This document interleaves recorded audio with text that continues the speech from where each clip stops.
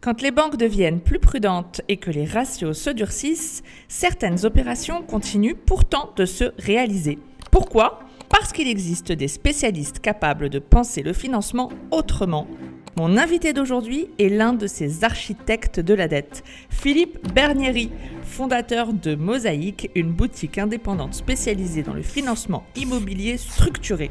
Depuis plus de 10 ans, il accompagne foncières, promoteurs et marchands de biens pour lever plusieurs millions d'euros et permettre à des opérations immobilières complexes de voir le jour.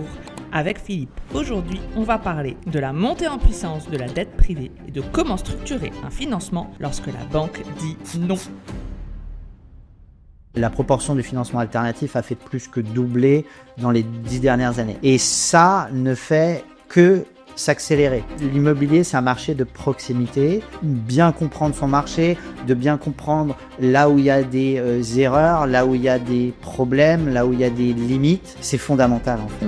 Et c'est ça, la vraie compétence, elle est là. La vraie compétence dans notre métier, il est de savoir... Bonjour à toutes et à tous, merci d'être avec nous sur Leverage. Aujourd'hui, comme vous l'avez compris, j'ai l'honneur de recevoir Philippe Bernieri. Philippe, bonjour. Bonjour Anaïs. Ça va ? Ravi de te voir, ouais, absolument. Écoute, merci beaucoup d'avoir accepté cette invitation. Merci à toi de m'avoir invité pour parler de nos activités et de notre passion commune pour le leverage, puisque c'est un peu le mot d'ordre de ton podcast. Bravo, exactement. Alors maintenant qu'on sait ce que tu fais, avant de rentrer dans le vif du sujet, est-ce que tu as envie de nous raconter ce que tu faisais ? Qu'est-ce que tu as fait pour arriver là ? Alors, comment tu es arrivé là ? Comment tu arrives à créer Mosaïque et à te spécialiser là-dedans ? Comme souvent dans les entreprises, il y a une question de hasard, de rencontre, également de passion, d'historique. Donc, il y a un mélange de tout ça, j'ai envie de dire. Et historiquement, donc, j'étais dans les services financiers, dans le domaine de la gestion d'actifs. Okay. Donc, avant de m'occuper de la gestion de passifs, j'ai fait de la gestion d'actifs. Et la gestion d'actifs, c'est un domaine qui est assez intéressant, qui est passionnant. Et donc, j'ai eu l'occasion de travailler dans 2 sociétés de gestion et 2 banques privées, à Paris. C'était qui les banques ? Alors, les banques, c'était la banque Barclays, donc une grande banque internationale où je travaillais dans leur département de gestion privée pour la clientèle de banques privées. Plutôt Wells ? Oui, exactement. Ouais. Exactement.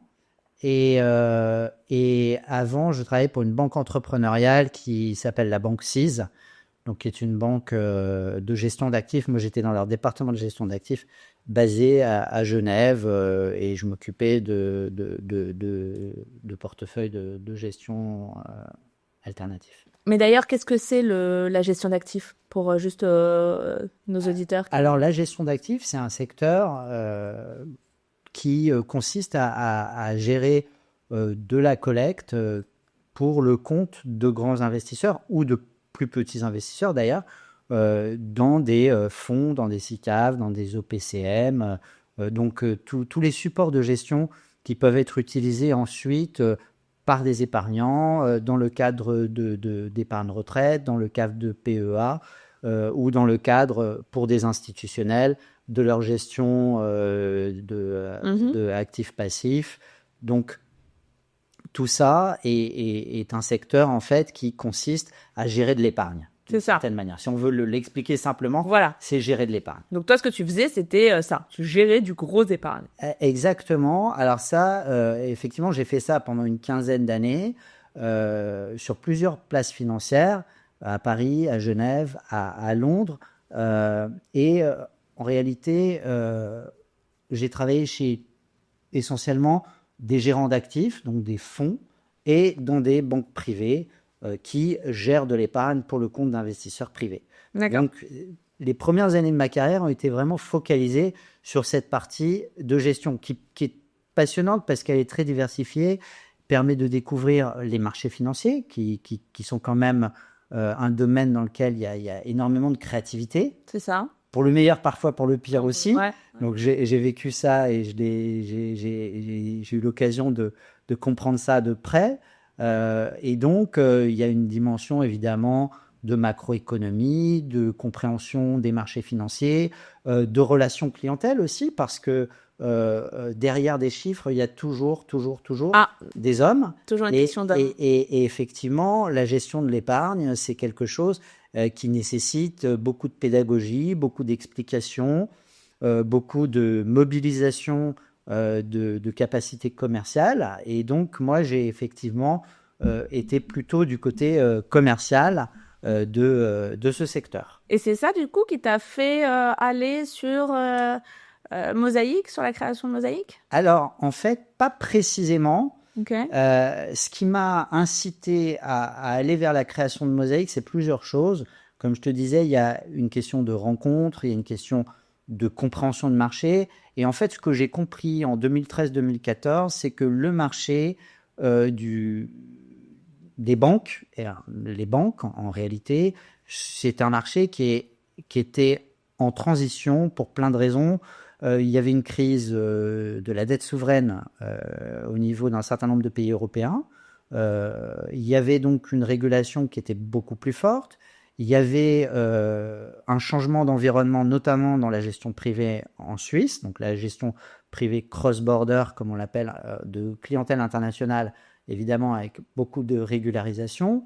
Pour autant, les besoins des clients restaient des besoins assez basiques, d'avoir besoin d'accompagnement et de financement.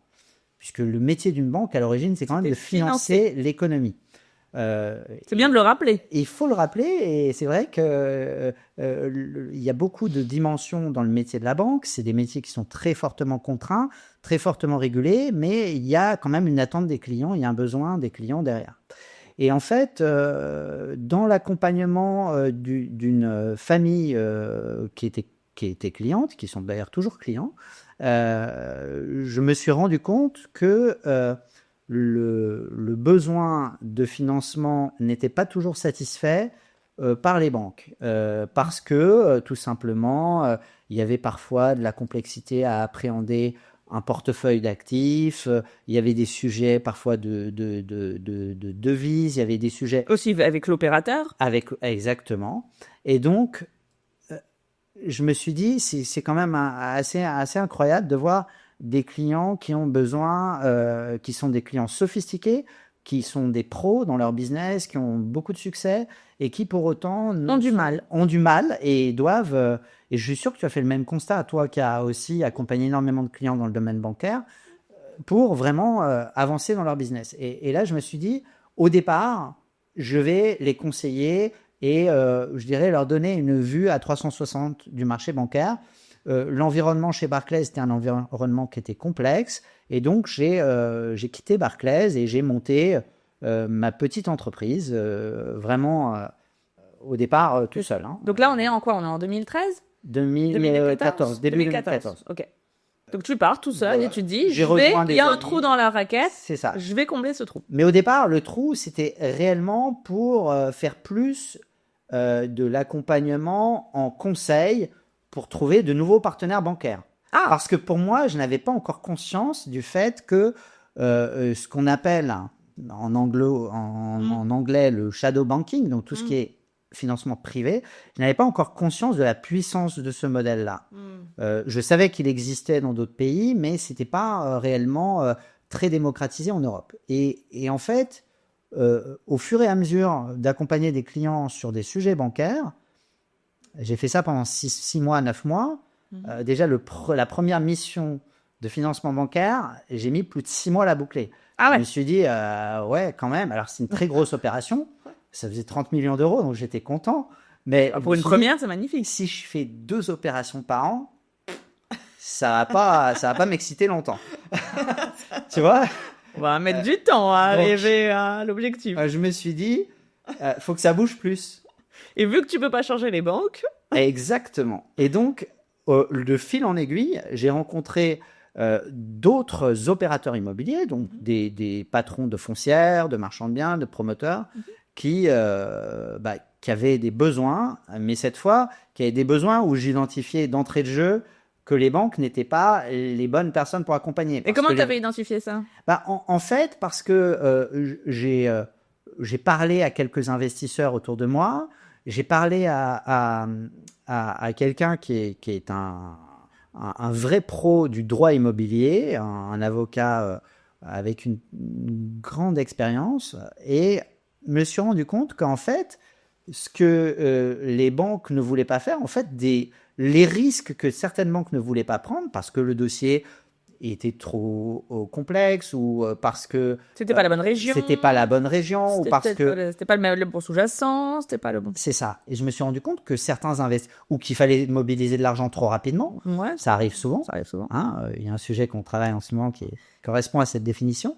Et donc, je me suis dit, il y a des investisseurs privés, et je me suis rendu compte en discutant avec cette personne, il y a des investisseurs privés qui sont très contents de prendre ce genre de risque. Contre une Contre une contrepartie, rémunération, voilà. évidemment. Mais quand même, bon, enfin, on va y venir, mais quand même, tu as trouvé qu'il y avait la rencontre entre l'offre et la demande. C'est ça.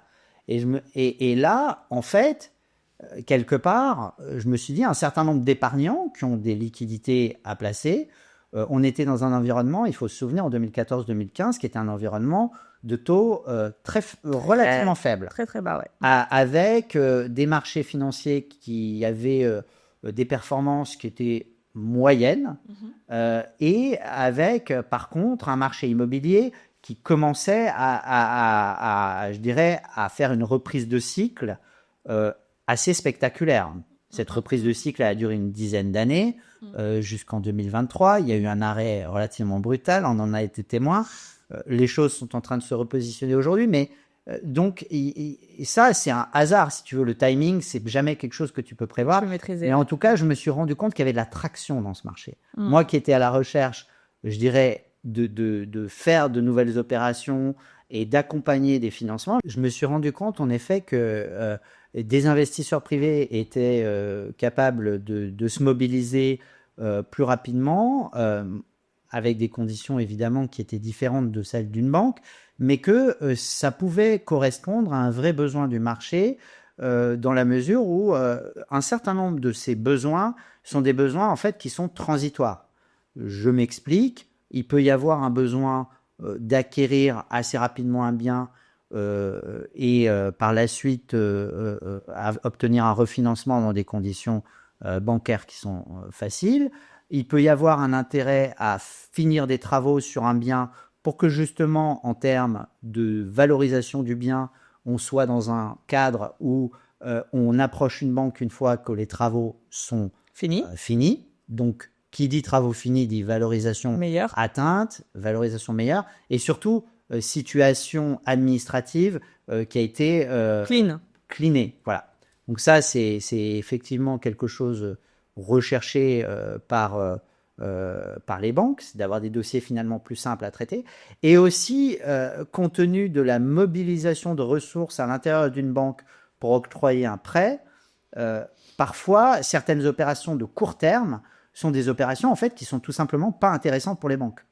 Et il peut y avoir plein de motifs pour cette complexité. Ça peut être des sujets juridiques, donc d'acquisition de parts sociales, ça peut être des sujets administratifs, ça peut être des sujets de commercialisation, c'est-à-dire que dans une opération qui a vocation à être revendue, on n'a pas atteint encore un niveau de commercialisation qui est satisfaisant pour la banque. Pour autant, le bien et la situation peut être tout à fait attractive. Et donc, il peut y avoir des rachats d'associés. Enfin, il y a un certain nombre de panels d'opérations où je me suis assez rapidement rendu compte que, en fait, le marché immobilier était fait de ce genre de situation où il y a des besoins de financement qui peuvent être transitoires et qui correspondent bien à ce que peut offrir le financement privé. Et donc, petit à petit, j'ai choisi de ne m'orienter pratiquement plus qu'exclusivement sur ce domaine. Parce que le domaine du financement bancaire que tu connais bien, à mon sens, nécessite des compétences en termes de connaissance du marché bancaire, en termes d'équipe aussi, de staff, que je n'avais pas, tout simplement. C'est ça. Et de sourcing de dossiers qui nécessite vraiment de pouvoir couvrir le marché de manière assez exhaustive. Alors que moi, au départ, étant tout seul, c'était difficile d'avoir un coverage qui soit aussi efficace, bien que je connaisse petit à petit assez bien mon marché. Un gros réseau. Tu te rappelles de ta première La première opération que tu as Je m'en financée? souviens très bien. Alors, je me souviens très très bien la première opération de financement bancaire, qui est celle un peu qui m'a lancé. Ouais. Et Donc ça, c'était les 30 millions. voilà. Je Donc parlais. ça, c'était un portefeuille avec des biens qu'on appelle des trophy assets, Ah, qui sont extrêmement bien placé, voilà, très un hôtel prime, hôtel particulier, particulier. très grande villa sur la Côte d'Azur. Et donc là, c'était un portefeuille résidentiel auprès d'une grande famille. Et donc, on a sorti avec une banque suisse. Donc avec une seule banque. Ouais, Ah. avec une seule banque. Et C'était qui la banque suisse? Tu te rappelles? je m'en souviens, mais voilà. Ok. Donc ça, tu On l'avais. reste très suisse pour ça. On reste très Ouais. neutre. On ne cite pas les banques. Et donc ça, c'était la première opération que tu as financée donc en bancaire. Ouais. Et la première opération que tu as financée toi, Alors, la première opération que j'ai financée en, on va dire, club deal, Club Deal. en dette privée, c'était une opération d'un peu moins de 5 millions d'euros qui était sur un bâtiment, qui est un bâtiment administratif dans une ville du sud-ouest de la France et qui est un bâtiment administratif dans lequel il y avait un permis qui devait être déposé pour en faire une résidence étudiante. Ok. Donc là, on était effectivement sur un marché dans une ville étudiante qui a des besoins de logement étudiant considérables, avec un bâtiment en cœur de ville qui était exceptionnel, qui venait d'être libéré par une administration publique et un potentiel de valorisation assez remarquable. Ça, c'était un marchand de biens ou c'était Alors- au garde en long terme? Alors, c'était un marchand qui avait fait cette opération et il avait vocation à développer l'opération pour ensuite certainement faire rentrer un exploitant en résidence étudiante et ensuite revendre. Revendre une renta. Exactement. Donc ça, c'est un dossier qu'on a accompagné avec des investisseurs privés. C'était un gros c'est ticket? très bien passé. C'était 5 millions quand même. Oui. Ah oui, c'est ça. Voilà. Et alors, tu avais combien d'investisseurs typiquement sur un dossier comme ça? C'est Il y en a- beaucoup d'investisseurs? Non, il y en C'est- avait 3.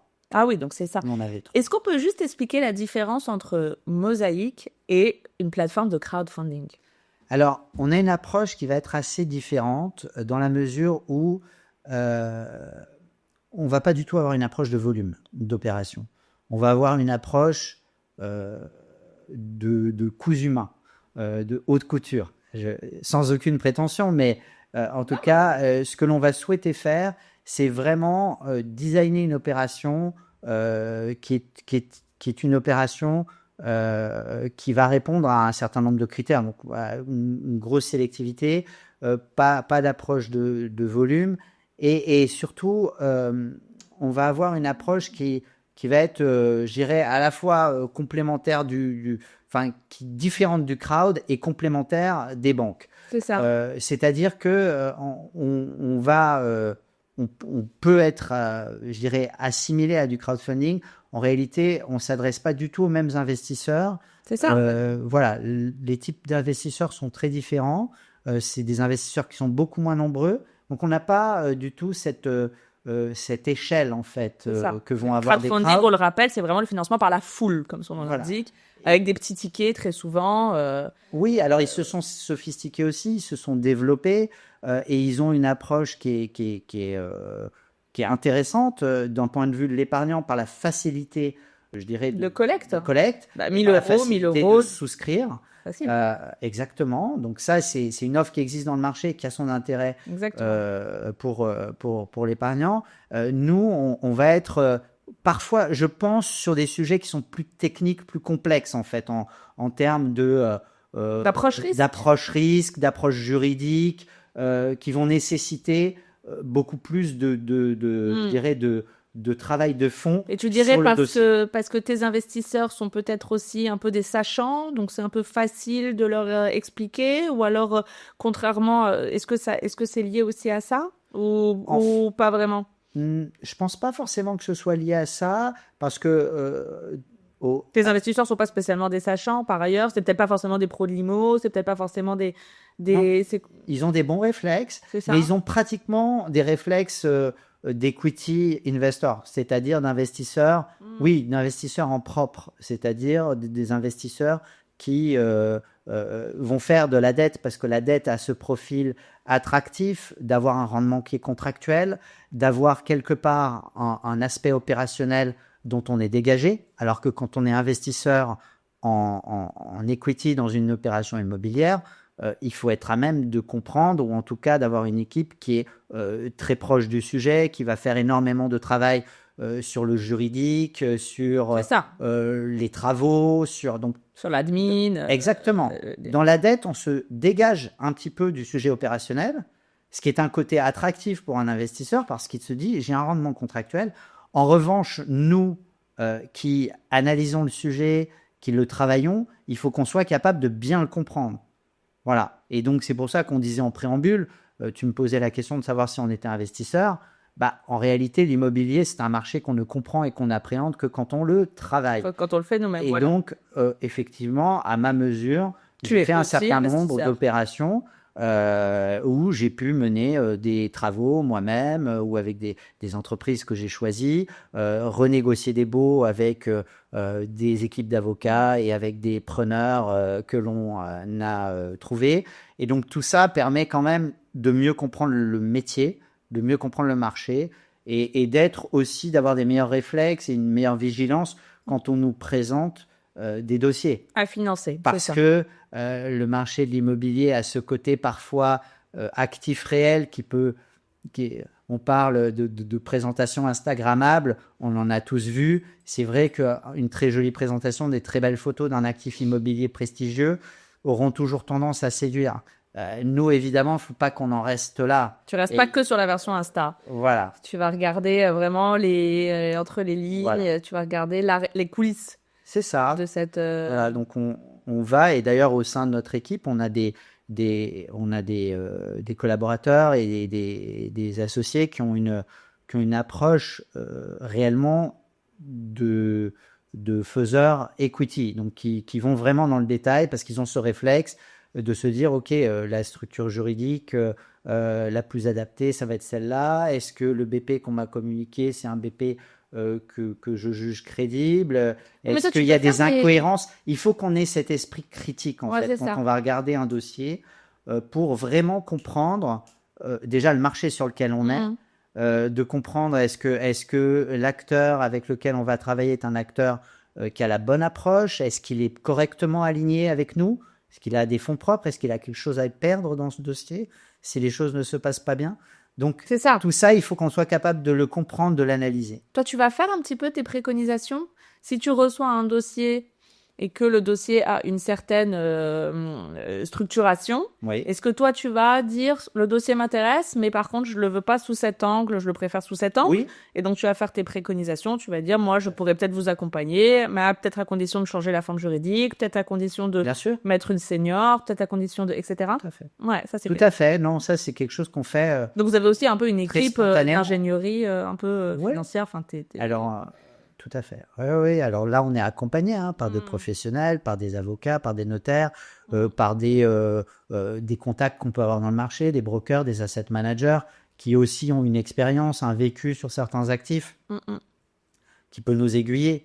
Et nous-mêmes, d'ailleurs, tu le vois bien quand on travaille sur des dossiers ensemble, on fait toujours ce genre de feedback et on creuse, on pose des questions, on essaye de réellement aller au fond des choses. Ouais, c'est important. Vrai. Tout à l'heure, tu parlais de la dette co-rémunérée. Quel est le rendement aujourd'hui que tu sers à tes investisseurs? Alors, donc, attends, avant de répondre à cette question, peut-être qu'on peut juste poser la question avant qu'on n'a pas encore posée. On pourrait avoir cet échange pendant des heures, c'est passionnant, mais de vraiment expliquer le fonctionnement de Mosaïque, c'est-à-dire que donc tu vas réceptionner donc des dossiers, trier un peu sur le volet des opérateurs et après constituer avec ta base d'investisseurs une collecte. Pour financer donc l'opération, ça. Exactement. Enfin, c'est le principe, mais.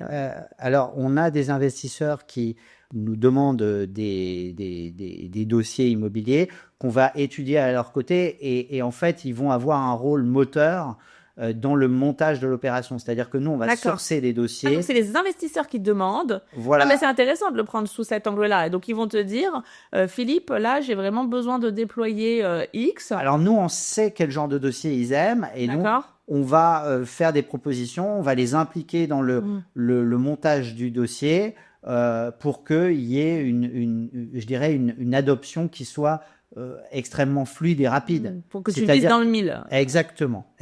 C'est exactement ça.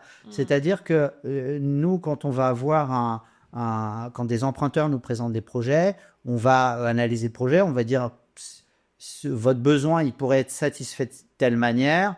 Qu'est-ce que vous penseriez de l'aborder comme ça? Et ensuite, nos investisseurs et nous, on va travailler pour proposer et pour designer l'opération qui nous paraît la plus adaptée, la mieux rémunérée et la plus sécurisée également possible pour, à la fin, avoir quelque chose qui soit fluide, qui fonctionne. Et qui fonctionne pour les deux parties. Qui fonctionne pour les deux parties, dans lesquelles nous, on a souvent vocation à être co-investisseurs aussi. Ah oui, Mosaïque est co-investisseur.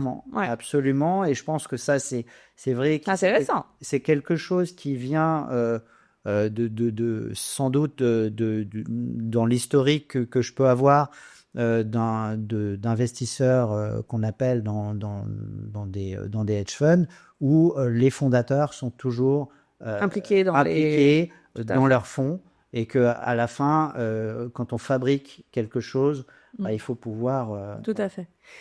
Et alors, pour revenir à la question du rendement, du coup, qu'est-ce qui se trouve aujourd'hui sur le marché? Est-ce que tes investisseurs acceptent de participer au deal contre une rémunération à 5%? Bon, tu te doutes que je connais la réponse, mais est-ce qu'ils acceptent 5%? Est-ce qu'ils acceptent 8%? Est-ce qu'ils acceptent... 12, j'imagine qu'ils acceptent, mais qu'est-ce qu'ils acceptent aujourd'hui? Alors, mais je vais te répondre de manière très précise, Anaïs, en te donnant des exemples réels. Des niveaux de rémunération qui sont ceux d'opérations qu'on a aujourd'hui en portefeuille. Ah bah très bien. Et donc, l'opération que l'on a qui paye le moins, elle paye un peu en dessous de 8% par an. D'accord.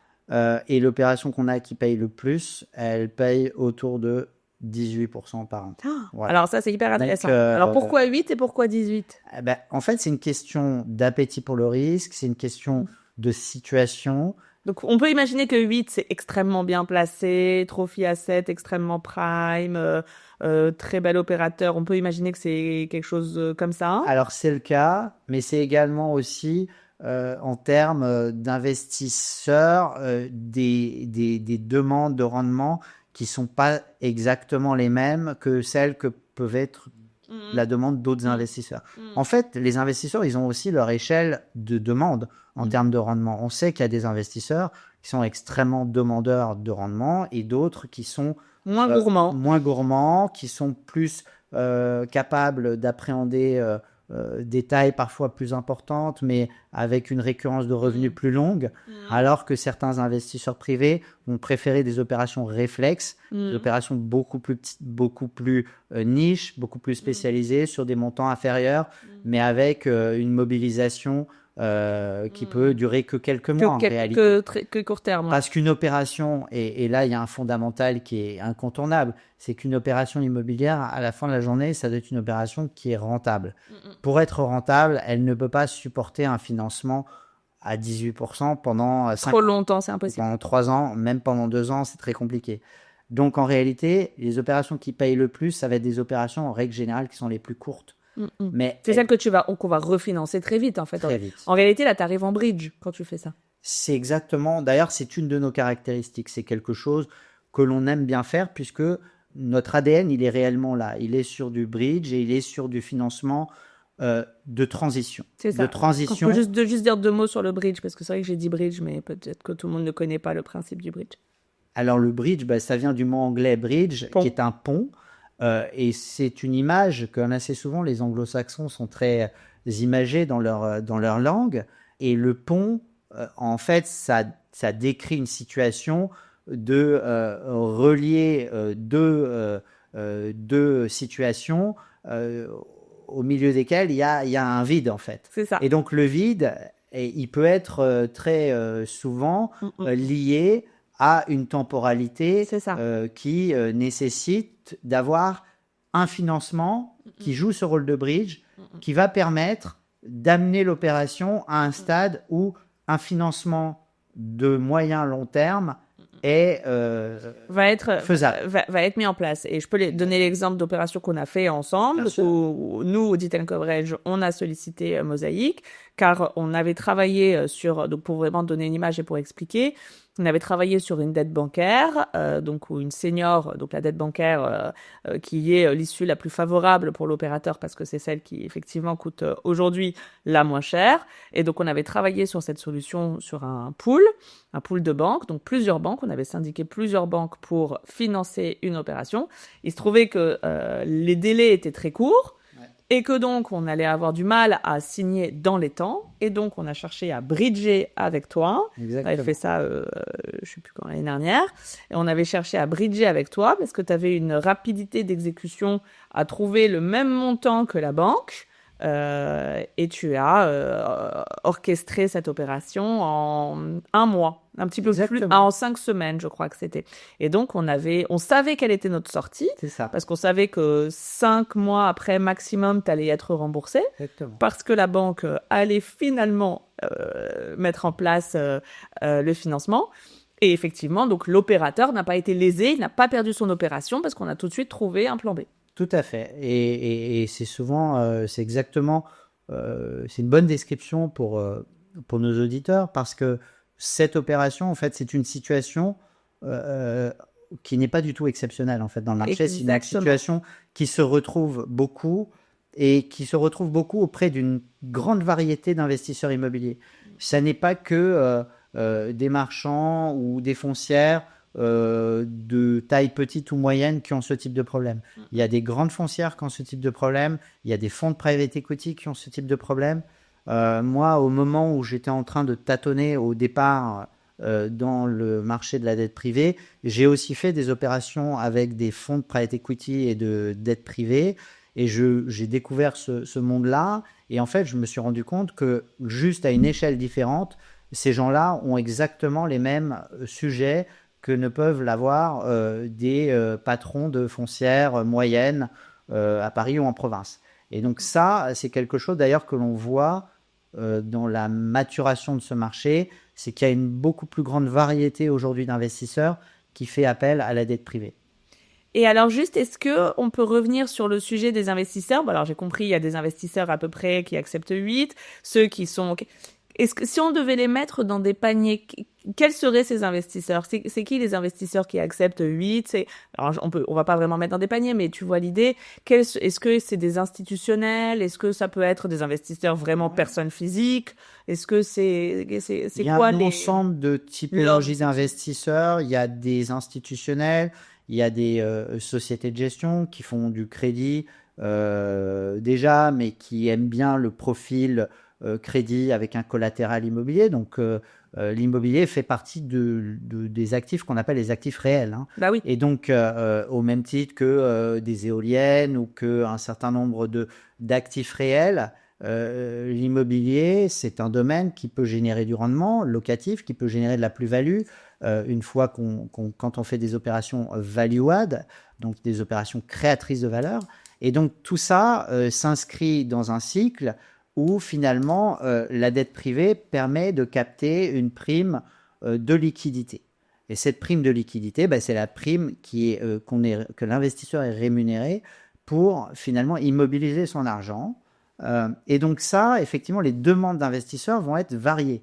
Un institutionnel va avoir tendance à être moins exigeant, moins gourmand, on peut utiliser ce mot-là, qu'un investisseur privé ou qu'un family office qui a un besoin de faire circuler ses actifs, rémunérer ses actifs, voilà. Ou qu'un hedge fund qui, lui aussi, par définition, d'ailleurs, sur des marchés qui sont plus mûrs. Moi, j'ai commencé ma carrière dans le domaine des hedge funds et dans un fonds de crédit. Donc, ce domaine du financement privé, du financement de créances en réalité, qu'elles soient immobilières, que ce soit de la facturage, ça peut être des créances commerciales aussi.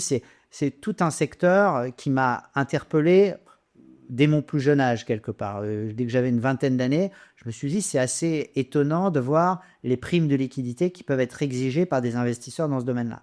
Et en fait, tout ça, finalement, en cheminant, en travaillant et en me rendant compte par moi-même de ce que le marché finalement de ce qui composait le marché, je me suis rendu compte effectivement de ces demandes et de cette rémunération qui peut être offerte dans un certain nombre de circonstances s'agissant du marché immobilier. Mais est-ce qu'on ne peut pas dire, bon, moi tu sais que c'est pas, c'est mon univers, mais c'est pas mon univers direct. Est-ce qu'on peut dire que tu as plutôt intérêt à aller chercher des investisseurs instits le plus possible parce qu'ils vont être moins gourmands, donc c'est pas eux qui vont te demander 11, 12, 13, 14, 15% de rémunération. Et auquel cas, non, c'est pas comme ça que tu... Moi, je fonctionne pas forcément comme ça. La chose qui est essentielle, c'est d'avoir des investisseurs qui comprennent bien le risque qui est pris. Parce que ce risque de liquidité, c'est un vrai sujet. C'est-à-dire que on vend pas un actif immobilier comme on vend une action qui est cotée en bourse. Hein. C'est pas la même chose. Rien à voir. Et donc ça. Et on le voit bien dans les périodes de marché plus creux, c'est quelque chose qui peut prendre du temps et qui, dans des marchés où il y a moins de volume, peut être aussi destructeur de valeur. Donc, les rémunérations dont on parle, quelque part, elles peuvent paraître élevées, mais elles correspondent à un risque. Correspondent à un risque et on n'est pas payé 8%, 10% sans prendre de risque. On a beau avoir un certain nombre de garanties et croyez bien qu'on les a. Malgré tout, il y a un risque en face et le risque, c'est un risque d'exécution, c'est des risques juridiques et c'est des risques de liquidité. Donc, il ne faut jamais les oublier, ces risques-là. Et pour répondre précisément à ta question, en fait, différents investisseurs vont avoir une différente lecture de ce risque, le risque-rendement. Ouais. Et donc, nous, ce qui compte le plus, c'est d'être capable de parler avec des investisseurs qui sont à l'aise avec le couple rendement-risque qui est offert dans une opération. Mais moi, je ne vais pas à trier les investisseurs. Ouais. Voilà. Et le but, c'est d'avoir des conversations. Comme je te disais, ils sont toujours impliqués dans le montage. Et donc, tout ça est vraiment essentiel. Est-ce que tu as déjà rencontré une opération où un des risques est arrivé?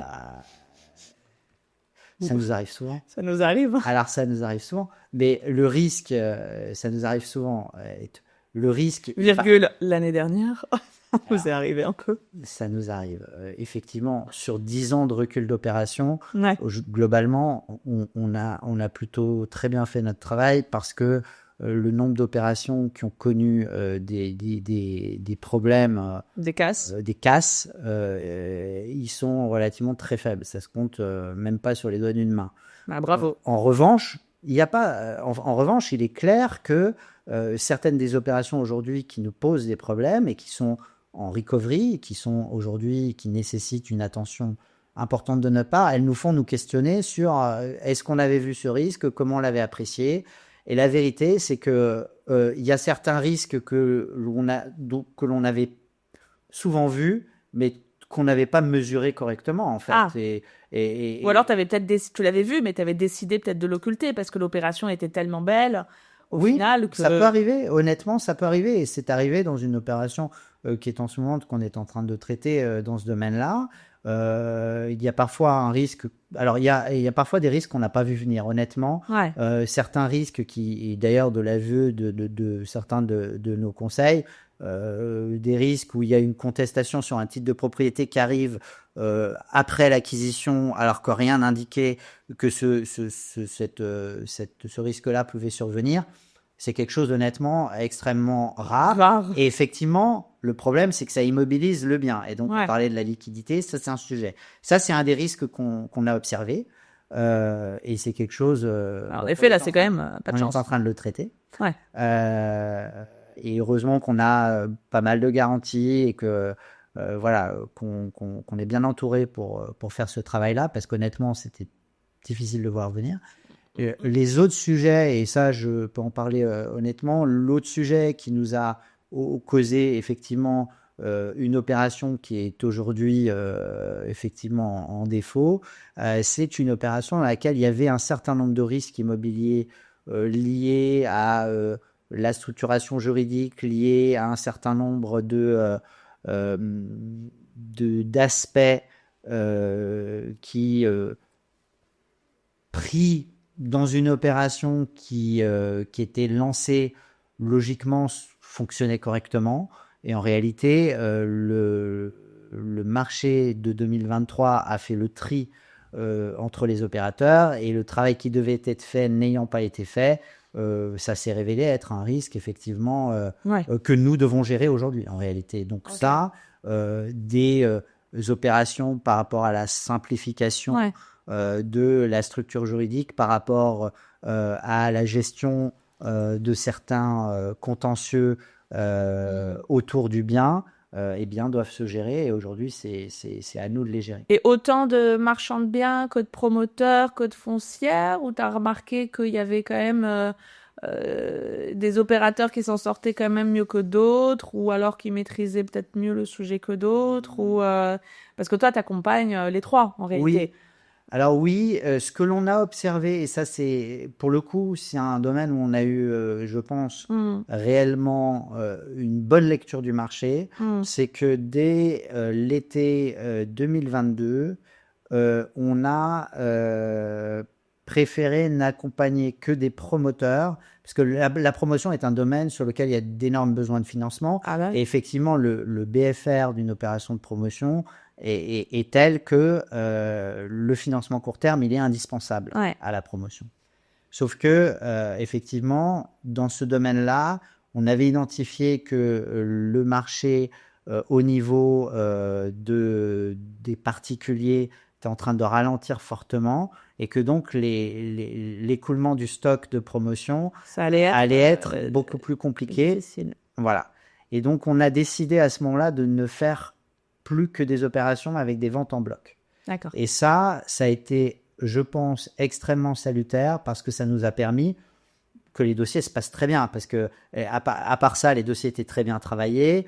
C'est des dossiers où il y avait des belles signatures, tant au niveau du promoteur qu'au niveau de l'acheteur.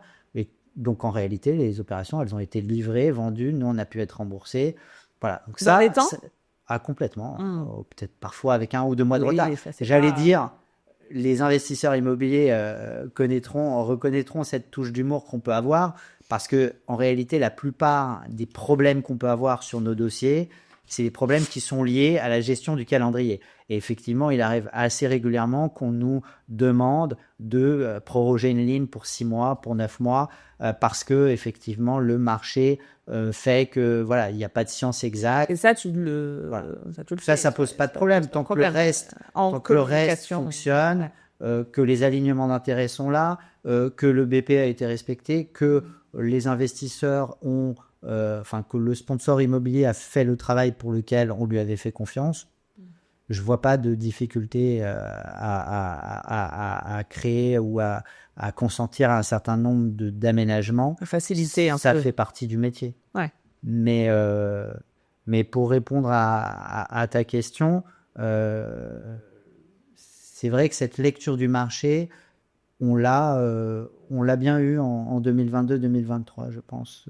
Elle a été pertinente parce qu'elle nous a beaucoup protégés, et du coup, on s'est recentré essentiellement sur des opérations de marchand, parce que l'opération de marchand a pour caractéristique déjà d'avoir un actif qui est un actif qui existe, qui a une valeur. Qui a déjà une valeur. Et quand il est correctement acheté et qui a des fonds propres, on considère que on n'est pas dégagé de tout risque, certainement pas, parce qu'il y a plein d'autres risques qui résident, mais en tout cas, fondamentalement, la valeur doit être protégée. Et c'est l'attente principale d'un investisseur, c'est que le capital soit préservé. Donc ça, effectivement, ce type d'opération est a priori plus attractif pour notre métier. Mais là, en début d'année, on a recommencé à financer des opérations de promotion. Parce que la promotion, c'est un domaine où il y a besoin de financement, il y a besoin de financement privé, il y a besoin de capital, il y a besoin de fonds propres, mais on est resté sur des scénarios vente en bloc. Est-ce que toi, dans ton business model, donc rappelons-le, Mosaïque, votre business model, c'est vous avez une commission qui est un pourcentage du montant levé. Exactement. Assez classique. Est-ce que ce pourcentage, il peut être amené à évoluer à la hausse comme à la baisse en fonction de l'opération ou de l'opérateur? Est-ce que vous avez la même approche par rapport à vos investisseurs qui est Alors, je comprends ce que tu veux dire. l'approche risque? Oui, on essaie toujours d'être pragmatique là-dessus. Alors, il y a des normes de marché, il y a une rémunération qui correspond tout simplement à notre travail. Bien sûr. Donc là-dessus, Mais nous, c'est pareil. il n'y a pas vraiment de grand mystère. Mais c'est vrai qu'il nous est arrivé parfois d'adapter la rémunération par rapport au volume, par rapport à la temporalité, dont on peut supposer qu'elle va être très très courte ou plus longue. Et également d'avoir une rémunération à l'entrée et à la sortie. Et ça permet aussi, quelque part, nous de nous aligner parce que, voilà, tant que le dossier n'est pas sorti, eh bien, il n'y a pas de chocolat. Il n'y a pas de chocolat. Il n'y a pas de palais. Pas de ça. palais. Pas de palais. Ouais. Par rapport aux garanties, c'est un sujet que je voulais évoquer aussi avec toi. Alors, on dit souvent que les banques prêtent pas et que quand elles prêtent, pardon, elles sont ceinture, bretelles, parachute, tout ça. Bon. Est-ce que vous, en termes de garantie, est-ce qu'on peut dire que vous êtes pareil que les banques, beaucoup plus, beaucoup moins? Comment est-ce que comment est-ce que vous vous positionnez par rapport à ça? Spontanément, comme je te disais, pour moi, on est un acteur très complémentaire des banques. Et la compréhension d'un dossier au travers du prisme et de la lecture que peut en avoir un comité de crédit bancaire va toujours nous donner un éclairage à nous. Donc c'est quelque chose que moi je recherche toujours aussi, de comprendre comment une banque qui par nature a des gros encours et qui voit beaucoup plus profondément le marché que nous, de comprendre comment elle va lire certaines situations. Donc ça, on essaie de se tenir bien au courant de ce qui se passe. Et parce que aussi, par nature de notre métier, les banques vont souvent être des sorties pour nos opérations. Ouais. On a besoin de comprendre comment on va refinancer. Voilà, sur quel niveau elles vont refinancer, etc. Donc ça, c'est assez fondamental. Après, en termes de garantie, la vérité, c'est que on va être, en tout cas, pareil qu'elle, voire parfois plus exigeant qu'une banque. Et ça va être la nature du risque que l'on prend, ça va être la nature de la situation court terme. Donc, on va prendre plus de risques concentré en plus de temps, en beaucoup moins de temps, et que donc, on va toujours avoir tendance à faire ce qu'on appelle dans le jargon surcollatéraliser un financement. C'est-à-dire qu'on va vouloir vraiment protéger au maximum nos encours par un certain nombre d'outils juridiques. D'outils de garantie. Donc, il va y avoir, évidemment, de manière assez simple, une prise d'hypothèque. Quand c'est pas systématiquement. Pas systématiquement. Oui, alors quand c'est possible, ça veut dire quand vous êtes en premier rang, quand vous avez la senior. C'est ça. Donc là, vous allez prendre l'hypothèque. Et alors, vous mettez aussi en place maintenant des fiducies. Alors oui, ça c'est quelque chose qu'on a utilisé sur conseil de nos avocats depuis très longtemps déjà, depuis 2015 ou 2016. Et c'est quelque chose qui est effectivement très efficace parce que l'hypothèque va couvrir, je dirais, l'aspect immobilier de la chose et va permettre de préserver le droit des prêteurs, même en cas de difficulté, de procédure collective ou autre. Donc ça, c'est très utile. Mais par contre, ce qu'il faut comprendre, c'est que quand on s'adresse à une clientèle de professionnels de l'immobilier, les emprunteurs, ça va être des sociétés. Et une société, elle a sa vie de société. Et donc, le fait d'avoir un pied dans la gouvernance de la société, ce qui est le cas au travers de fiducie sûreté sur société à prépondérance immobilière, eh bien, ça permet réellement, effectivement, de bien couvrir l'aspect gouvernance et d'être capable, à un moment donné, si la situation l'exige, de pouvoir s'autonomiser par rapport au sponsor. Parce que au départ, le sponsor, c'est une personne, donc c'est l'opérateur immobilier qu'on va financer, c'est à lui qu'on fait confiance pour créer la valeur et exécuter le business plan. Et donc, il va avoir un rôle prépondérant dans la gestion de la société. Si à un moment donné, la situation requiert que on prenne une plus grande part et un plus grand rôle dans la gestion des choses, on veut pouvoir le faire. La fiducie permet ça. Elle permet ça, virgule, traduction, décodeur Canal+. Théoriquement, vu que je suis au niveau des parts, si jamais, moi, en tant qu'opérateur, je fais des manquements à mon remboursement, théoriquement, le financeur peut appuyer sur le bouton et rapatrier les parts aussi de son côté, et du coup, a une très bonne gouvernance, comme tu dis, et peut opérer l'opération. Voilà. Et j'allais dire, sauver l'opération. Tout à fait. Parce que c'est l'objectif. C'est l'objectif, et c'est exactement pour ça que la fiducie sûreté maintenant est un peu devenue un peu la garantie reine, quoi. Ouais.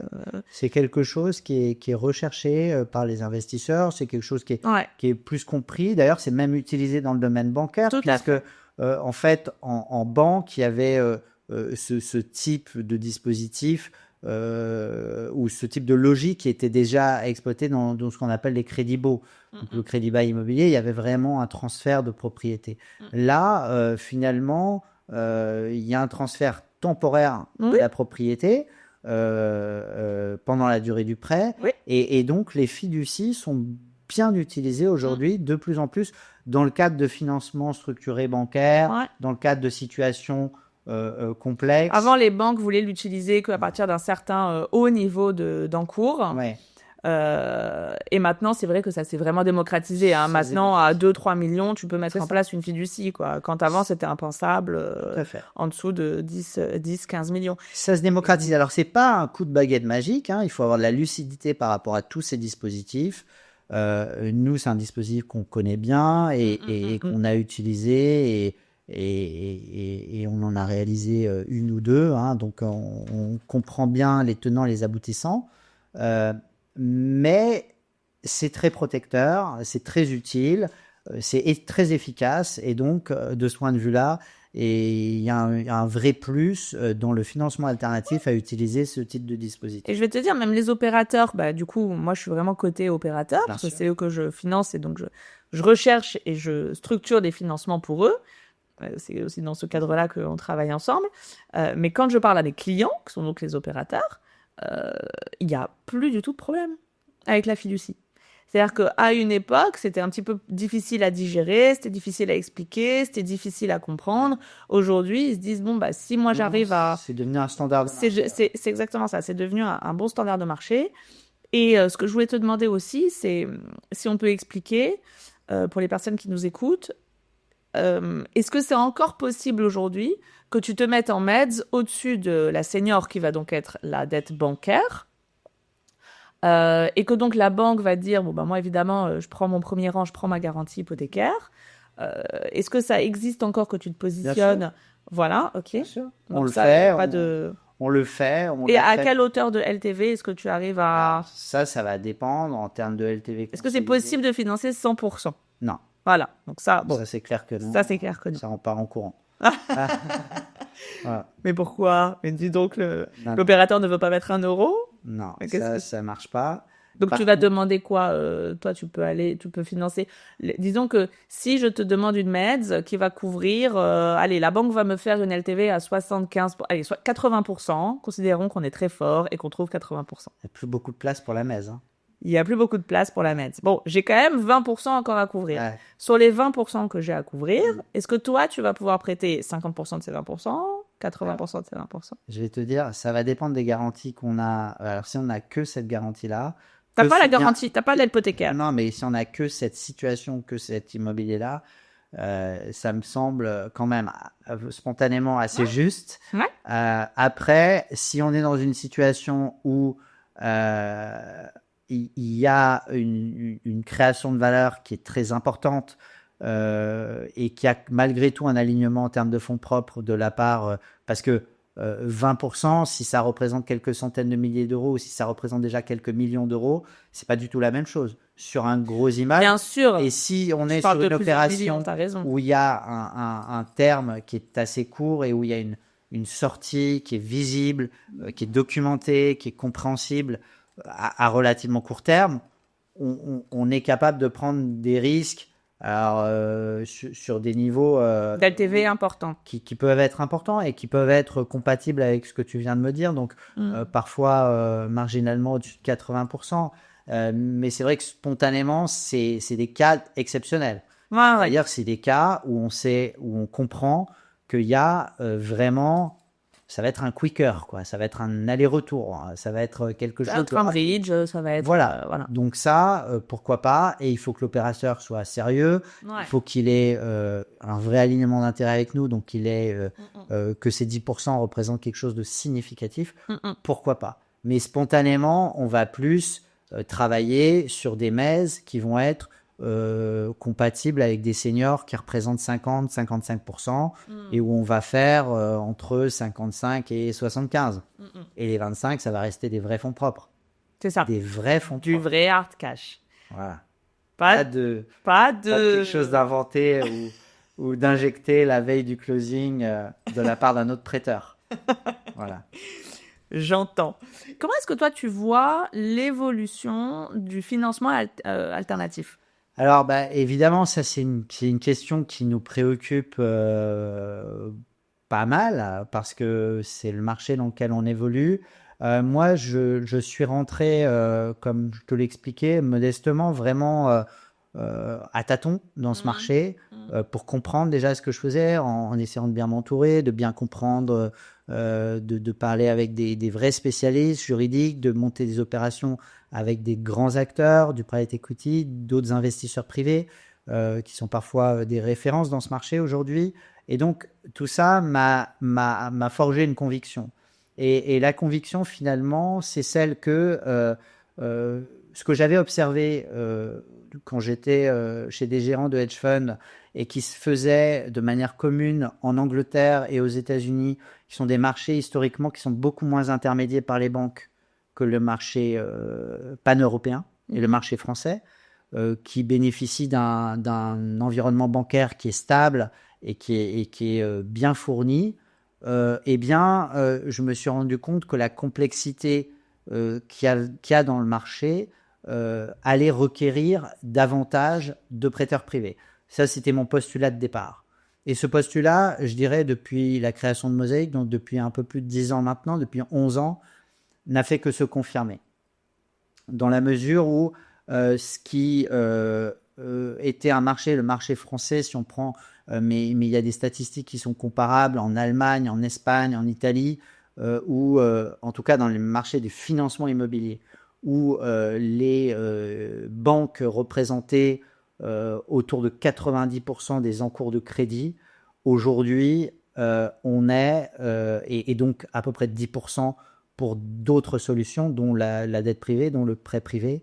Aujourd'hui, on est sur un marché, alors qui n'est certainement pas à 50-50, mais où, en tout cas, la proportion du financement alternatif, aujourd'hui, dépasse dans un certain nombre de situations largement les 25%. Ouais, et sur le marché au global, il faudrait que je revérifie les derniers chiffres parce que je ne les ai pas en tête. Mais en tout cas, je crois qu'on est...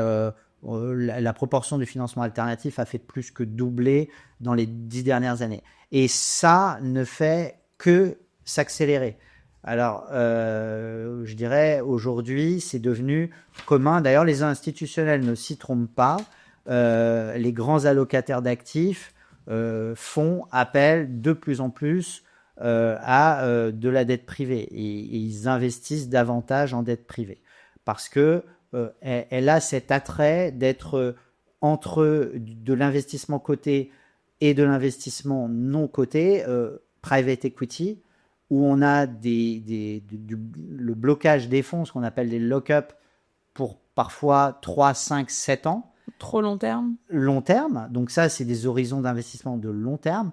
La dette privée, qui est un peu hybride, offre des rendements, donc du cash qui rentre contractuellement régulièrement, donc c'est un vrai besoin pour avec une maturité plus courte et des maturités relativement courtes. Et donc ça permet d'avoir cette rotation du capital qui est quelque chose d'assez attractif pour les investisseurs. Et donc c'est vrai que beaucoup de grands gestionnaires aujourd'hui ont lancé des offres en dette privée parce que, alors ça existe, ça s'est beaucoup développé au niveau du crédit corporate, Mais c'est vrai qu'en immobilier, il y a aussi un vrai besoin Ouais. et il y a une offre qui, petit à petit, se développe. Le Toi, tu vois un crowdfunding en a bel, fait partie, les gestionnaires d'actifs en font partie, voilà. Et toi, tu vois un bel avenir là-dedans. Encore je très. pense qu'il y a de la croissance à venir. Ouais, ouais. C'est Mm. un marché qui est évidemment, qui accompagne le cycle de l'immobilier. Donc, il y a des périodes plus ou moins faciles et avec plus ou moins de volume de crédit. Mm, mm. C'est assez naturel. Mais ma conviction, c'est qu'il y a beaucoup de valeur à créer dans ce marché encore. Et toi, tu comptes avec Mosaïque rester sur des opérations françaises, financer à l'étranger, voir ce qui se passe en Europe. Alors, j'ai déjà regardé ce qui se fait ailleurs, enfin en dehors de France. Et d'ailleurs, ça va faire l'objet d'une discussion qu'on va avoir parce que, effectivement, le besoin qu'on identifie aujourd'hui dans le marché immobilier français, il existe évidemment dans d'autres marchés. Donc, en Espagne, au Portugal, en Allemagne, ou même plus loin que ça, C'est certain. évidemment. Et donc, nous, on a déjà accompagné un opérateur français sur une opération, par exemple, aux États-Unis, qui était un financement d'acquisition, mais on l'a fait avec des prêteurs locaux. Des investisseurs sur place. Voilà, on a eu un rôle d'intermédiaire. Et vous avez trouvé les investisseurs là-bas. Tout à fait. Ça, c'est notre réseau qui C'est a ton fait fonds de commerce qui permet C'est ça. ça. Hein. Exactement. Et donc ça, c'est vrai que le marché américain est très mature sur ce domaine-là. Le recours à la dette privée est complètement, fait partie complètement des mœurs. Il est intégré par le marché. Mais parce que, comme tu le disais, l'offre bancaire là-bas est aussi très différente de la nôtre. Elle est moins complète, elle est plus moins- faible. c'est ça. Et donc voilà. Donc là, c'est vrai que on a eu accompagné des opérateurs sur quelques incursions comme ça à l'étranger. Moi-même, j'ai étudié à l'occasion sur un certain nombre d'opérations spécifiques, des opportunités, par exemple au Portugal ou quand j'étais en banque privée à Londres. On a fait beaucoup de financement sur le marché prime residential à Londres. Donc c'est un marché que je connais bien et c'est un marché aussi qui se prête pas mal à la dette privée. Quant à mener ce type d'opération au sein de Mosaïque, je resterai assez prudent parce que l'immobilier, c'est un marché de proximité. C'est un marché qui va requérir une vraie lecture locale de ce qui se passe, qui va nécessiter un réseau d'apporteurs, de brokers, de banquiers et d'avocats, de notaires sur place. Tu dois avoir Et donc, l'écosystème. c'est pas quelque chose. Voilà, l'écosystème, cette dimension d'écosystème est indispensable. Ouais. Et donc, aujourd'hui, le faire tout seul ex nihilo, ça me semble pas du tout être une bonne idée. Je pense pas que ça serait un bon service qu'on rendrait à des investisseurs parce que, mine de rien, les spécificités locales sont toujours très particulières. Nous, aujourd'hui, on peut financer facilement sur la France, évidemment, mais éventuellement sur la principauté de Monaco, sur des marchés limitrophes qui sont sur lesquels il y a des correspondances juridiques qui sont assez évidentes avec le droit français. Et je pense que si on devait développer, et je serais assez curieux de le faire, mais ça nécessiterait d'avoir une implantation, une équipe ou une joint venture avec un partenaire local. Ouais, c'est ça. Donc c'est vrai que typiquement les discussions qu'on a pu avoir, elles résonnent complètement par rapport à ça, parce que la nécessité d'avoir un coverage local, dès lors qu'on est sur des marchés un peu plus éloignés, elle est indispensable en fait. Indispensable. L'Espagne, le Portugal, l'Allemagne, c'est des marchés où il y a beaucoup de choses à faire. Mais il faut avoir une implication Voilà. totale. Et à ma connaissance, les acteurs qui arrivent à avoir du succès sur ce type de marché, c'est déjà des infrastructures de type hedge fund avec des implantations qui sont un bureau à Madrid, un bureau à Londres, un bureau éventuellement à Munich. Et donc là, ça permet évidemment d'avoir ne serait-ce qu'une petite équipe. Je connais bien un fonds londonien qui aujourd'hui a des encours tout à fait significatifs en France. Et ces gens-là ont dépêché une équipe de 3 personnes qui sont aujourd'hui implantées localement à Paris. Et donc, ils arrivent à traiter le marché français parce qu'ils ont un deal flow et qu'ils sont implantés localement et qu'ils ont fait leur travail. Donc pour moi, la dimension fondamentale, c'est que l'immobilier, c'est un métier de proximité et c'est un métier de local. On ne peut pas improviser Je suis d'accord. une opération immobilière à 1500 km Ça existe pas. depuis son bureau. Ouais. Ça ne marche pas. Je suis complètement d'accord avec ça. D'ailleurs, c'est quelque chose que je dis très souvent dans le cadre de la relève, comme tu sais, l'incubateur de néo-marchands de biens Bien sûr. qu'on a lancé, que tu connais. Bien sûr. Et ça, c'est donc là une question que me posent assez souvent ces néo-marchands, c'est est-ce que là, j'habite à Bordeaux, j'habite à Paris, et je voudrais faire ma première opération à Saint-Tropez, à machin. Bon, première chose, première règle. Danger. Attention, oui, alors déjà, attention, danger. Et c'est quelque chose que je dis et que tu viens de dire aussi, je le dis tout le temps, c'est une activité de proximité et ça n'existe pas d'opérer comme ça sur des distances lointaines. Il faut maîtriser sa région, sa ville, son quartier, sa rue, enfin, c'est vraiment pour pouvoir bien opérer là. Donc ça, c'est quelque chose que je te rejoins là-dessus à 2000%. Le fait de visiter les actifs, voilà. Et donc, pour moi, aujourd'hui, je n'ai pas vu d'urgence à développer ça par-delà les frontières, dans la mesure où on a aujourd'hui plutôt cherché à améliorer notre process, à le rendre plus actif, plus fluide sur le pool de dossiers locaux auxquels on a accès. Restons très forts dans notre zone de génie, déjà. C'est ça.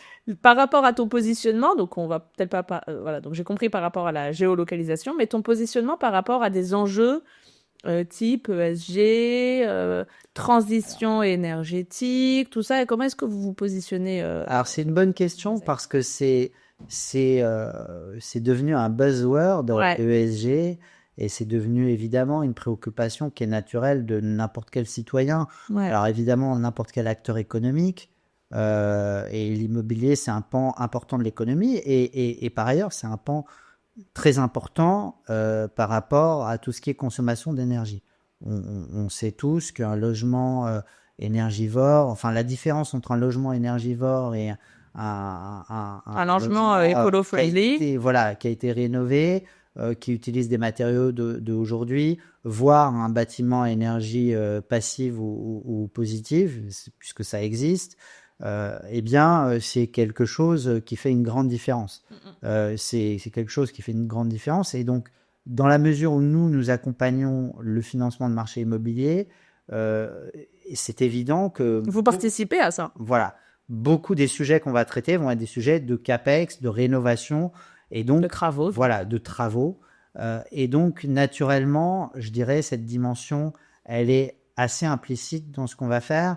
En revanche, on ne va pas vouloir avoir une lecture trop, je dirais, arrêtée par rapport à ça, juste en cochant des cases ou en utilisant exclusivement les labels. Alors les labels apportent une vraie dimension de standardisation par le haut du marché, notamment dans un certain nombre d'actifs comme les actifs commerciaux, hôteliers, bureaux.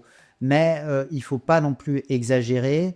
On a tous entendu parler parfois des supercheries qu'il pouvait y avoir dans les diagnostics énergétiques. Voilà, donc je pense qu'il faut avoir un peu de distance par rapport à ça aussi. Ouais. Il faut pas se rendre prisonnier du concept d'ESG. L'ESG, c'est une nécessité fondamentale, donc améliorer la performance énergétique d'un actif, améliorer la performance sociétale, gouvernementale, en matière de gouvernance, pardon, sur un secteur d'activité comme l'immobilier, c'est des points auxquels on est forcément attentif. De là à dire qu'on en fait un critère exclusif, je n'irai pas du tout jusque-là. Parce que pour moi, ce serait une erreur de faire ça, en fait. C'est ça, oui. Vous n'êtes pas agnostique par rapport à ça. C'est On est pragmatique. Très pragmatique. Le pragmatisme, c'est un mot qui nous décrit assez bien. Ouais, en toute chose. Oui, c'est vrai en plus. J'avoue que je peux dire que je te reconnais bien dans cette définition. J'avais envie de te poser aussi une question, toi qui as vu quand même passer beaucoup de dossiers, beaucoup d'opérateurs, beaucoup de typologies d'actifs, beaucoup de typologies d'opérateurs. Quelles compétences, virgule, qualité, virgule, attitude, tout ça, tu dirais qui serait clé pour bien réussir? Alors, Il y a pas à qu'une opérer de Non, l'immobilier? non, il n'y a pas qu'une seule façon de répondre à cette question parce que c'est toute une question, tu l'as bien dit, hein, de personnalité. Toi-même, tu rencontres des entrepreneurs dans l'immobilier. C'est un domaine qui est très entrepreneurial, donc c'est un domaine assez passionnant. Moi, ce que j'ai trouvé, c'est qu'il y avait beaucoup d'énergie dans ce domaine et c'est quelque chose qui m'a beaucoup attiré. Ouais. J'aime énormément la créativité, l'énergie qu'il y a dans le domaine de l'immobilier. Il y a des passionnés. C'est un domaine de passionnés, donc ça, c'est passionnant. C'est passionnant. Si j'ose le jeu de mots. Ouais. Mais si on veut aller plus loin et essayer de trouver, on va dire, un certain nombre de qualités qui sont communes Ou un dénominateur commun. un dénominateur commun, je dirais effectivement la créativité, la résilience, parce que le fait, il y a une grande compétition sur le marché immobilier, donc il faut être capable d'être vraiment très pointu, très bon, Très ingénieux, très technique. Voilà. Et voilà. Il y a un côté séduction aussi parce qu'en fait, séduction dans le sens où réellement c'est un métier où la commercialisation a une dimension qui est fondamentale. Donc on vend un produit immobilier et on peut être en fait, on a besoin d'être un excellent commercial quand on vend, je dirais, un immeuble de bureau ou quand on vend une très belle villa sur la Côte d'Azur, peu importe, il faut s'adresser à son marché et il faut s'y adresser de manière très pertinente.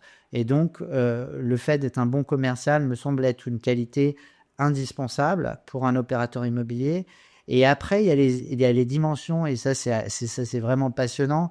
C'est les dimensions dans lesquelles on apprend tous les jours par rapport à ce qui va être architecture, ce qui va être technique, parce que c'est un métier où il y a beaucoup de technicité, il y a beaucoup de juridique, il y a beaucoup d'administratif. Donc, les aspects juridiques et techniques, c'est des dimensions du métier qui sont assez incontournables. Ouais, c'est impossible. On ne peut pas réussir dans ce business Si on sans maîtrise pas être ça. extrêmement alerte là-dessus. Et où être très très bien accompagné, c'est-à-dire donc être un très bon chef d'orchestre, parce qu'il faut pouvoir avoir le bon comptable, le bon fiscaliste, le bon connaître l'urbanisme, connaître tout ça. Ouais, ça c'est... Ce que tu dis est très juste parce que d'ailleurs les meilleures équipes et parfois les équipes qui réussissent le mieux, il y a un fondateur effectivement qui a un rôle d'entraînement, de leader, mais lui reconnaît complètement qui va être, et je pense d'ailleurs à un de mes très bons clients qui a une foncière commerciale, et il se reconnaîtra, qui est quelqu'un d'extrêmement puissant d'un point de vue, je dirais, identification du besoin, recherche de partenariat, sourcing, voilà, sourcing de biens, et donc là-dessus, il va avoir une approche qui est assez impressionnante. Par contre, sur un certain nombre d'aspects, eh bien, il est juste bien entouré. Sur les aspects financiers, sur les aspects juridiques, c'est quelqu'un qui a du pragmatisme, c'est quelqu'un qui a su bien s'entourer avec le temps. Et donc, voilà. Après, s'il y a, je dirais, une zone de vigilance, et ça, c'est toujours difficile de le calibrer parce que on côtoie, toi comme moi, je le sais, beaucoup de gens qui sont boulimiques de travail et qui sont capables réellement de faire des prouesses en matière de développer un groupe qui avait un petit hôtel en 2015, tu m'en as souvent parlé, qui aujourd'hui est un groupe 15 ans plus tard qui a 20 établissements avec des performances incroyables. Donc, effectivement, la boulimie et le côté efficacité, c'est quelque chose qu'on doit être capable de déceler, mais il faut être capable de déceler, et ça, tous les opérateurs ne sont pas égaux là-dessus, là où le volume du sujet devient un problème à gérer. Parce que tout le monde a des limites de capacité. Et ce que j'ai observé, moi, c'est que un certain nombre d'opérateurs qui en sont venus à avoir des difficultés, c'est tout simplement des opérateurs qui, à un moment donné, de par l'entraînement de marché, de par le fait qu'il y a eu des conditions d'octroi de crédit qui étaient extrêmement favorables pendant longtemps. Et donc, c'est des gens qui ont empilé beaucoup de sujets. Ouais. Et donc, on empile des sujets, de la complexité. Et dès que le marché est moins facile, ça devient des vrais problèmes à gérer. Et ça, Il y a un boulet. c'est arrivé à des gens qui, dans mon esprit, sont parmi les opérateurs les plus meilleurs. pointus, les meilleurs que j'ai vus. C'est vrai. Simplement, il faut être capable à un moment donné de dire stop et de se dire, OK, j'ai ces sujets à régler, je les règle. Celui-là, je dois le refinancer, je dois le revendre. Ben, je fais ça et après, je passe au suivant. Et ça, c'est une qualité. Et d'ailleurs, ça, c'est modestement, c'est quelque chose qui, nous aussi, nous a appris beaucoup. Parce que je pense qu'on est dans un marché, effectivement, la compétition fait que les urgences de marché, le côté assez imprévisible fait que vous arrivez le lundi au bureau et le mardi, vous avez un appel et vous avez une opération potentielle qui est très attractive et qui est évidemment urgente à faire. Il faut savoir relativiser tout ça. Il faut pas prendre du recul. Il ne faut pas prendre trop de pression en même temps. Ouais. Il faut être capable de sélectionner vraiment attentivement et de garder une vraie discipline. Ouais, t'as quelque chose, ça me parle. C'est difficile, hein. C'est très difficile, ça me parle beaucoup, moi, ce que tu es en train de dire. Parce qu'on est des entrepreneurs et qu'on a de l'énergie et que à partir du moment où il y a un deal à faire, on va pas se mentir, hein, on est là pour on a traiter. envie de le faire. Mais puis il y a quand même des sujets aussi de chiffre d'affaires et de charges et de etc. Il faut pas en être victime. Faut pas en être victime, ouais. T'as un sujet très important, moi je suis en plein dedans. Maîtriser les limites, maîtriser ses limites. Moi j'ai découvert il y a pas longtemps qu'on avait des limites. Venant de toi, je suis assez surpris parce que c'est pas un mot que je suis souvent. C'est pas un mot que j'utilise, moi qui ai l'habitude de dire tout l'inverse. Nous n'avons pas de limite, pas de plafond de verre, pas de... Et en fait, on en a, bien sûr que si. Et ce que tu dis, c'est la réalité, parce que on n'en a jamais jusqu'au jour où... Ah bah tu te le prends dans la figure. Et tu te le prends dans la figure. Ça... Sauf que tu n'avais pas calculé qu'en fait, la jauge de batterie, elle était à ça. Toi, tu pensais que tu étais encore... T'étais large. Bien sûr. Et dans l'immobilier, comme dans l'entrepreneuriat, comme dans tout. Bien sûr, bien sûr. Et c'est pour ça que c'est très important d'avoir un bon... Alors, c'est très important d'échanger avec des gens qui sont pas forcément de ce domaine-là. Ouais. C'est très important aussi d'avoir des bons confrères et c'est vrai qu'on a des relations nous confraternelles qui sont super intéressantes, super positives parce que finalement bien comprendre son marché, de bien comprendre là où il y a des erreurs, là où il y a des problèmes, là où il y a des limites, c'est fondamental en fait. Et c'est ça la vraie compétence, elle est là. La vraie compétence dans notre métier, il est de savoir jusqu'où un risque est acceptable ou pas. Donc là, c'est quoi les outils? Poser les chiffres, dégrader les BP, envisager peut-être un peu de worst case. Bien sûr. Enfin, tout le monde le fait, oui, mais moi, je t'avoue que j'ai déjà reçu des BP soi-disant dégradés. Ah oui. Qui me vendaient évidemment les mètres carrés à la fourchette haute. 45 000, mais c'est une aubaine, là, on est dans le triangle d'or. Mais... C'est jeté. Voilà. Exact. C'est vrai. Écoute, on arrive malheureusement à la fin de cet épisode parce que j'aurais pu encore le continuer pendant 4 heures. Tu sais qu'on peut parler de ça pendant... Bien sûr. Sans s'arrêter. On en reparler. On en refera. J'en doute pas. On en refera encore. Je voulais te demander quand même, dernière petite question. Si tu avais l'opportunité de tout refaire depuis le début, qu'est-ce que tu changerais?